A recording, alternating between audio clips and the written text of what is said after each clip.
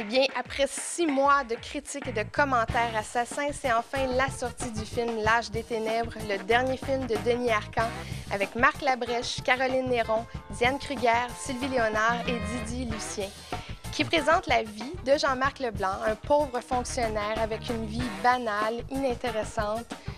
L'homme est quasiment transparent. Même sa femme ne s'intéresse pas à lui. Ses filles ne veulent absolument rien savoir de leur père.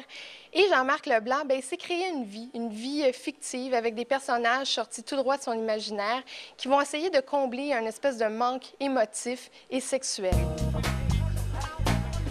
C'était soir de première, tous les comédiens du film étaient là, l'atmosphère était fébrile et j'ai fait de très belles rencontres, entre autres avec l'acteur principal, Marc Labrèche. Votre personnage à l'âge des ténèbres est vraiment inspiré de la vie de Denis Arcand. En fait, vous êtes l'opposé. Est-ce que vous avez pu, une seconde, imaginer ce qu'il a pu vivre pendant la promotion du film Les Invasions barbares?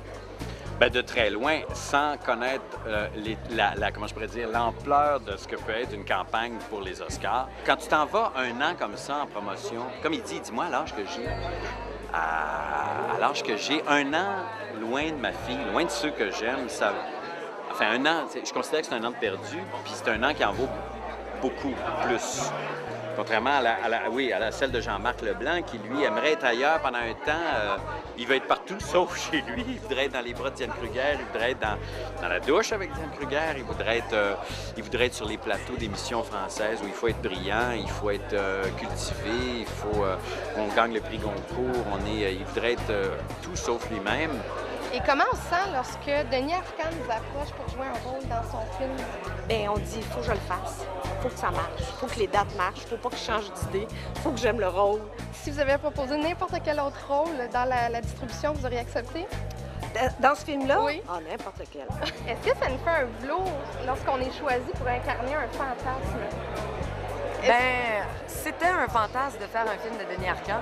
Au départ, vraiment... On échange un fantasme contre un fantasme? Bien, c'est ça, c'est ça. Mais c'est vrai que... Bon, c'est une situation qui est loufoque et je trouve que le genre de personnage que je joue, les gens qui sont très durs, qui sont toujours sur le dos, tu sais, on a tous connu à un moment donné ou à un autre un boss, une personne très frustrée qui est tellement méchante qu'il a besoin de jeter sa frustration sur les gens autour d'elle.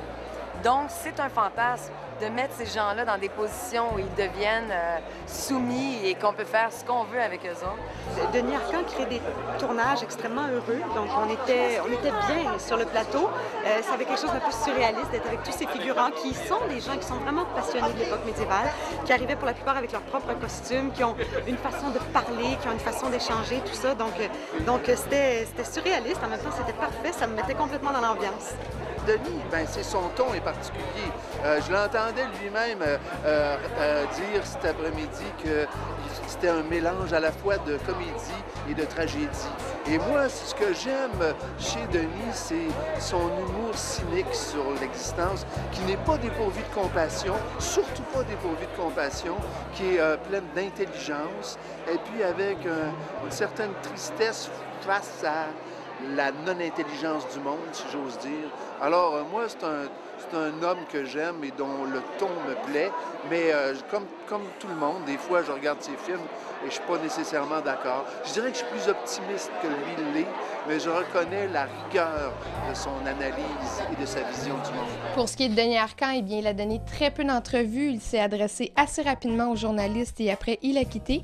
Mais c'est pas grave parce qu'on nous a remis une feuille avec des questions-réponses qui avaient déjà été demandées à Denis Arcand. Et pour m'aider à interpréter ces réponses, j'ai en ma compagnie la poupée Denis Arcand. Est-ce que c'est vrai que vous avez écrit le rôle de Marc Labrèche en pensant à lui? Je ne connaissais pas Marc personnellement, mais il est célébrissime au Québec. On a passé une journée ensemble sur un autre projet juste avant que je ne commence à écrire. Et je m'apercevais que les mêmes choses nous faisaient rire. En plus, il avait l'âge. Il avait l'air de Monsieur Tout-le-Monde. Mais le plus important, c'est l'entente entre nous. Mon défi, c'était comment cet homme ordinaire va s'en sortir? Quelle solution je vais trouver pour lui? Merci beaucoup, Monsieur Arcand. Je vous souhaite un grand succès avec votre film. Et maintenant, c'est la question cruciale. Est-ce que le film L'Âge des Ténèbres est bon? Eh bien, mesdames, messieurs, je vous dirais que oui, L'Âge des ténèbres est un excellent film. Denis Arcand propose une critique sociale assez intéressante. Et moi, écoutez, j'adore le cynisme de Denis Arcand. Par contre, j'ai quelques réserves. Je trouve que parfois, il y a des longueurs. Le film aurait pu être plus ramassé, plus direct, et ça aurait eu un effet encore plus coup de poing. Mais je veux terminer sur une bonne note parce que la direction d'acteur est excellente. Et Marc Labrèche, c'est un acteur, c'est un grand acteur. Et il porte évidemment le film sur ses épaules. Alors, c'est un incontournable. Allez voir L'Âge des ténèbres pour vous faire votre propre opinion. Bon cinéma!